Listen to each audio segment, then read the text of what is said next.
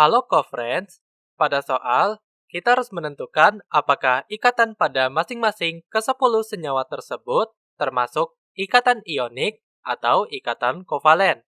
Ikatan ionik adalah interaksi elektrostatik antar atom dengan perbedaan keelektronegatifan besar dengan salah satu atom mentransfer salah satu atau lebih elektron terluarnya untuk menjadi kation kepada atom lain yang akan menerimanya untuk menjadi anion, lalu terjadi gaya tarik-menarik antar kedua ion yang berlawanan muatan tersebut.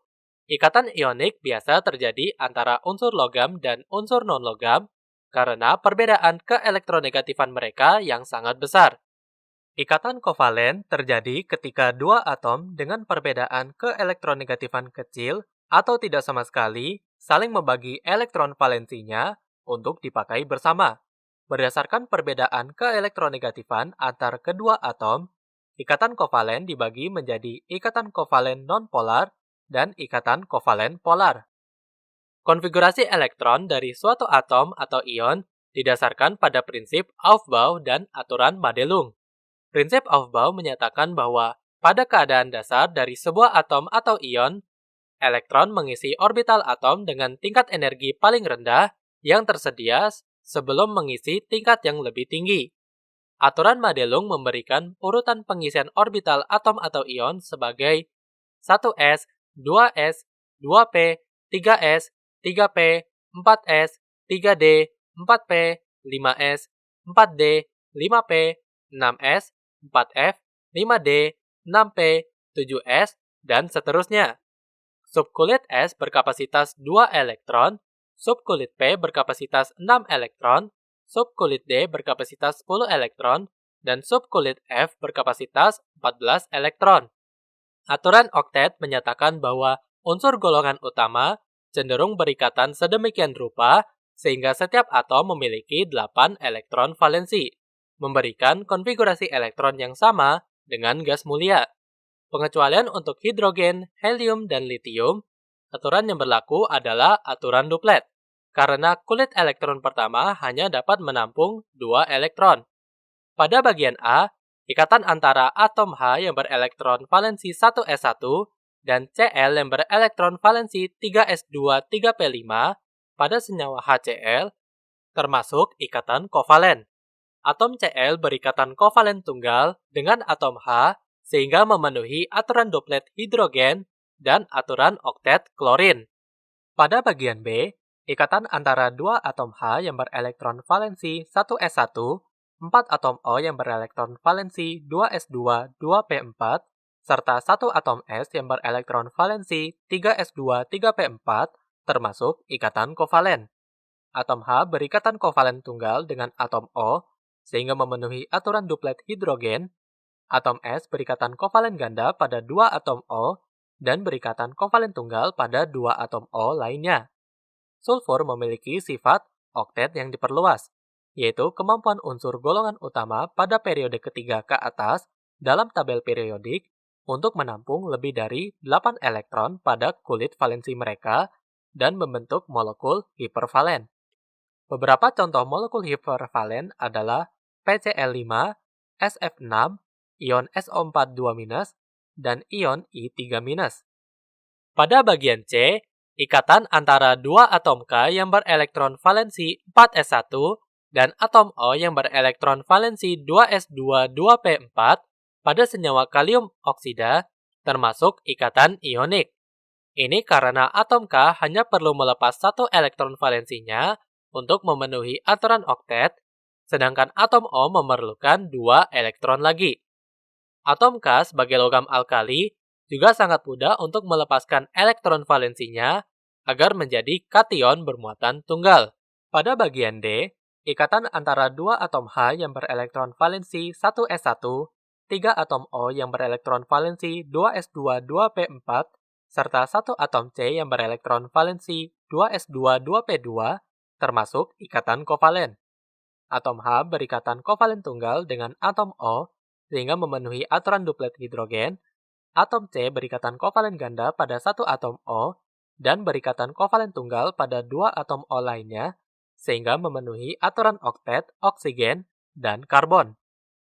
Pada bagian E, ikatan antara 3 atom H yang berelektron valensi 1s1, 1 atom Cl yang berelektron valensi 3s2, 3p5, dan 1 atom C yang berelektron valensi 2s2, 2p2 pada senyawa klorometana adalah ikatan kovalen. Atom C berikatan kovalen tunggal dengan 3 atom H sehingga memenuhi aturan duplet hidrogen, serta 1 atom Cl sehingga memenuhi aturan oktet klorin dan karbon. Pada bagian F, ikatan antara 2 atom Ag yang berelektron valensi 5s1 dan atom O yang berelektron valensi 2s2, 2p2 pada senyawa perak oksida termasuk ikatan ionik. Ini karena atom Ag hanya perlu melepas 1 elektron valensinya untuk memenuhi aturan oktet. Sedangkan atom O memerlukan 2 elektron lagi. Atom Ag sebagai logam transisi golongan 1B sangat mudah untuk melepaskan elektron valensinya agar menjadi kation bermuatan tunggal. Pada bagian G, ikatan antara atom Fe yang berelektron valensi 4s2 dan atom S yang berelektron valensi 3s2, 3p4 pada senyawa besi 2 sulfida termasuk ikatan ionik. Ini karena atom Fe hanya perlu melepas 2 elektron valensinya untuk memenuhi aturan oktet, sedangkan atom S memerlukan 2 elektron lagi. Atom Fe sebagai logam transisi golongan 8B mudah untuk melepaskan elektron valensinya agar menjadi kation bermuatan ganda. Pada bagian H, ikatan antara atom Ca yang berelektron valensi 4s2 dan 2 ion nitrat pada senyawa kalsium nitrat termasuk ikatan ionik. Ini karena ketika dilarutkan dalam air, kalsium nitrat akan terdisosiasi menjadi ion Ca2+ dan 2 ion NO3-. Sedangkan untuk ikatan antara atom N yang berelektron valensi 2s2, 2p3 dan 3 atom O yang berelektron valensi 2s2, 2p4 pada ion nitrat termasuk ikatan kovalen dan ikatan ionik. Kation N bermuatan tunggal, berikatan kovalen ganda dengan 1 atom O, dan berikatan ionik dengan 2 anion O bermuatan tunggal, memenuhi aturan oktet. Tetapi data menunjukkan kalau ikatan kovalen antara atom N dengan ketiga atom O memiliki panjang yang sama, sehingga bisa digambarkan sebagai resonansi antara 3 struktur. Pada bagian I, ikatan antara atom Ba yang berelektron valensi 6s2 dan 2 atom Br yang berelektron valensi 4s2, 4p5 pada senyawa barium bromida termasuk ikatan ionik.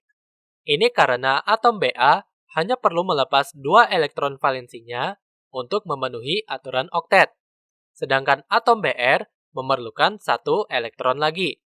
Atom Ba sebagai logam alkali tanah sangat mudah untuk melepaskan elektron valensinya agar menjadi kation bermuatan ganda.